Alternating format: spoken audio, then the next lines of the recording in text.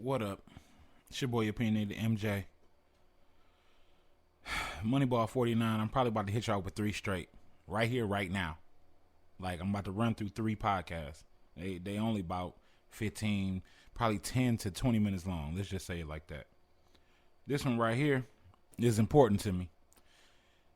We're going to call this episode In Defense of Giannis Part 2. This might be a long one. Everybody saying Luka is better than Giannis. AD better than Giannis. I disagree. Both AD and Luka are more versatile offensively, yes. But Giannis at the rim is arguably like Shaq. That's why everybody tries to wall him off. And yeah, I know. Oh, well, Luka and AD, they can shoot. That's why you can't wall them off. That's true, but not everybody is built to stretch the floor. Like, I'm still of the cloth that Giannis is a center. When he came into the league, he wasn't. But now he is a center with wing mobility. I'm going to keep saying this until y'all get it. A center with wing mobility. That means he big, but he can move like a wing. Okay, so yes, let me go ahead and agree with y'all. Yes, Giannis adding a consistent shot will help everything around him. Yes, but if he's best at the rim, why not feed him on the block? Shaq didn't ask for the ball at the three-point line. Hakeem didn't ask for the ball at the three-point line. Tim Duncan didn't ask for the ball at the three-point line. So why are we forcing these big men to stretch the... Oh, that's right, because Steph Curry changed the league. And he made it where 5 out is the thing to do. And we seen it.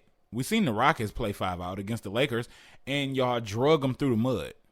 Whereas the Nuggets played the Lakers, and they had a little bit more, of a successful rate because Jokic could actually dig in on Anthony Davis in the post because they had to guard him in the post. I'm sure that's going over heads.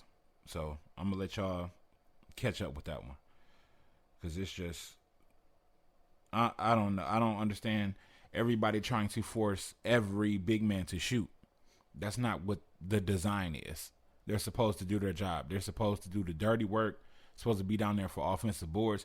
If you got your big man taking a 3, he not down there for the boards. I'm going to stop right there. Look, I think Giannis really got a chance to make a case for GOAT if the criteria that's hanging over his head is met, especially since he got extended in Milwaukee. Like, it's just set up that way. He could change what player empowerment means, to me anyway. It could suddenly mean the team that you drafted to, that's where you want to stay. Suddenly. We'll see. Especially, I really would love if Giannis went to the finals this year against the Lakers or the Clippers and won. Because it would change the league. Again, it would flip the league on his head like, dang, well, he ain't really... unless he come in here shooting like KG, he ain't really, blaze on us, and he beat us with his teammates. That'll change the dynamic of the league. But it'll just change everything. It'll make it where a lot of players will feel like they don't need to be with another star, potentially, to win a championship. Maybe just a lot of good role players. A role player that's pretty decent at the same spot that Giannis will be playing. It could change it entirely. Same way Steph changed the league. It took championships to change it. Yeah, Steph was doing the blazing from everywhere and playing in a D'Antoni type system. I won't say 7 seconds or less, but just, stretching the floor and trying to get up a quick shot, trying to bury you quickly, overwhelm you, and, basically take you out the game like that. You'll be out the game mentally. after Steph make 3 threes on you straight, and they not some we ran the play and he made those threes. He just come, up the floor and pull on you. Yeah, that'll really hurt your feelings. So I just think Giannis winning the title this year would be game changing. The league then would, instead of the 5 to 10 years restoration kind of idea I have in my head for the league kind of getting back to normalcy as far as fan bases are concerned, media is concerned, it's going to take that time because, the door was open for player empowerment. A few players walked through it, one after another, and at this point, it's being abused. So you see Giannis potentially win a championship. It's got to change. It changes everything. It really does. And it brings back the true stories, the true potential for rivalries, and all of that back to the league. You know what I'm saying? Like, I can't really sit up here and say anybody has a rival. I mean, right now, no. I mean, what? Clippers, Lakers? And that's just because they're in the same building. And, maybe Giannis against Kawhi, Giannis against Embiid, Giannis against Jimmy Butler. But outside of that, there are no rivalries. There are none. I can't think of any. Who's Miami's rival? Who's Denver's rival? Who's Golden State's rival? That's a team. Who's LeBron's rival? Who is LeBron's rival right now? Is it Golden State after they just were the worst team in the NBA? Is it Golden State with no Clay, no Kevin? I mean, Kevin doesn't even have to be included. Is it Golden State? Especially people not considering them to even make a playoff spot. So who is his rival? Who are the rivals of these players? Giannis got Jimmy Butler in the Miami Heat right now. That's about it. And probably Philly, Boston, just because of the, that's like a regional thing. Maybe, maybe it's divisional. But we don't have rivals. No, there are no true rivalries right now. None. And it's a result of player empowerment.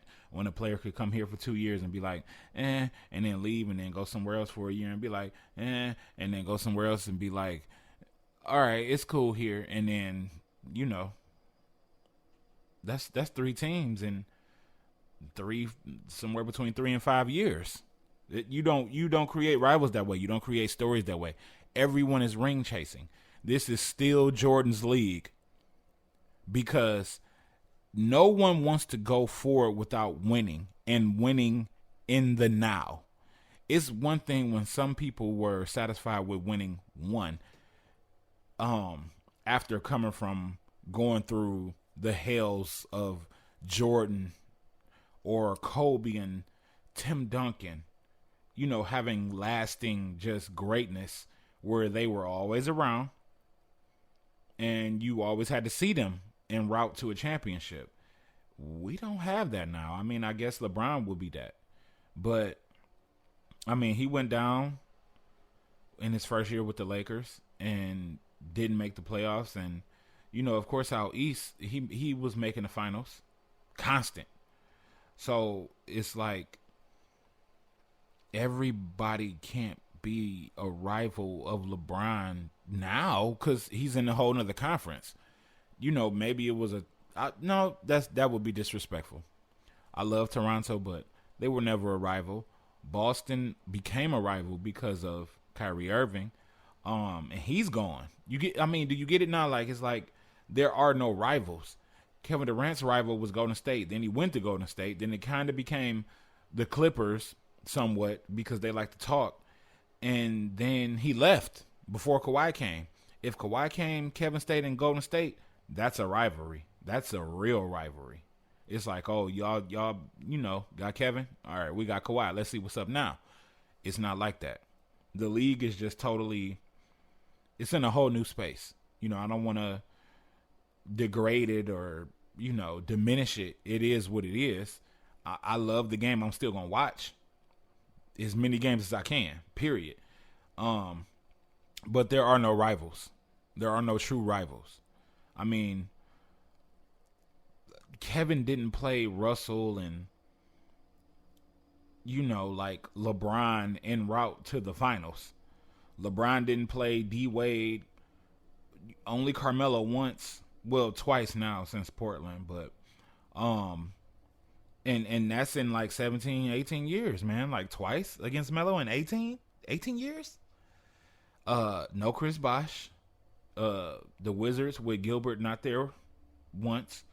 LeBron's only true rival to me is Paul Pierce. And I'll throw Golden State in there.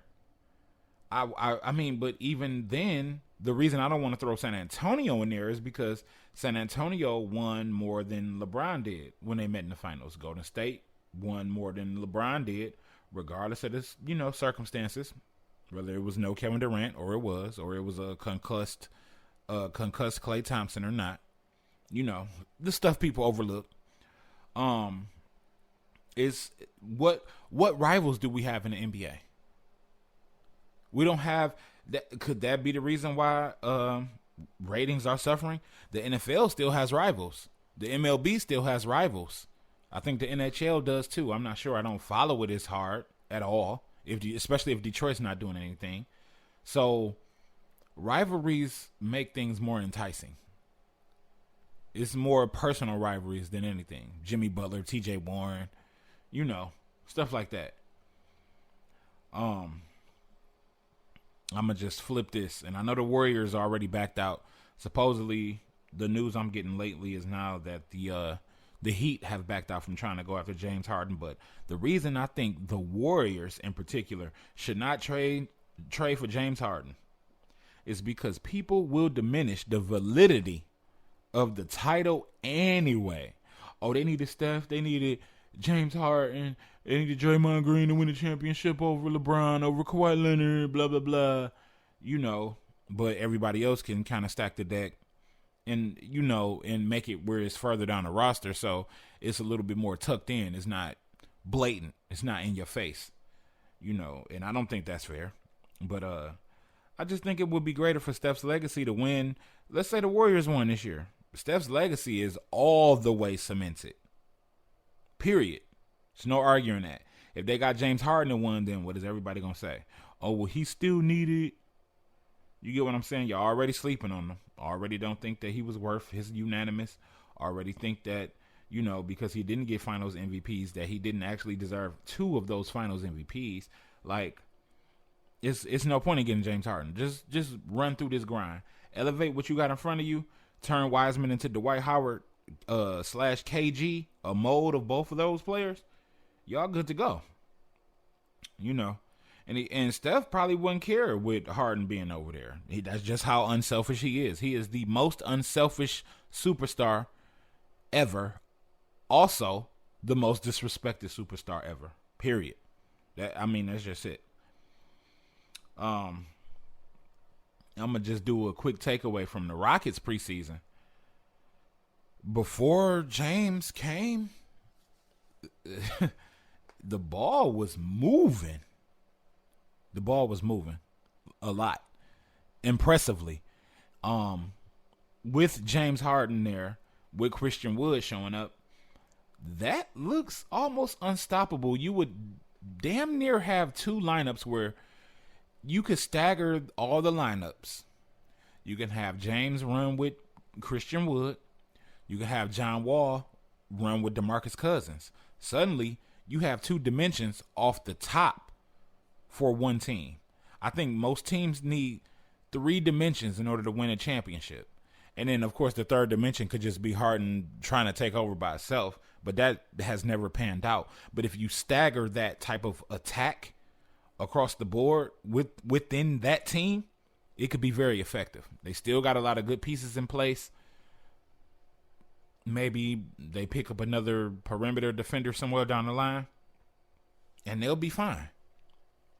But I'm going to just close this one out on that note and keep on moving to the next one. Like and subscribe this, please. I'm trying to get in that YouTube algorithm so I can pump out more to y'all. Follow me on Opinionated _MJ at Twitter. Look us up, opinionated.media. Yes, it's a website. Look out for my boy Reezy, my boy Ryan on comicalminds.com. Look for that because all the movies and stuff is about to get back going, get an uptick. We're trying to do a couple of things across the media. Just basketball is the forefront. So you see you see my little logo, and of course you're going to attach it to basketball first, but we're doing a lot more things behind the scenes, just trying to get it all together. I just want to say thank y'all. Shout out to Twitter, NBA Twitter. And hey, I'm about to move on to that next one. I'm out. Oh, it's December 21st, just in case you didn't know. The boy birthday was yesterday. Hey, you know what? Hey, don't tell me happy birthday. Just like and subscribe to the YouTube. Thank you.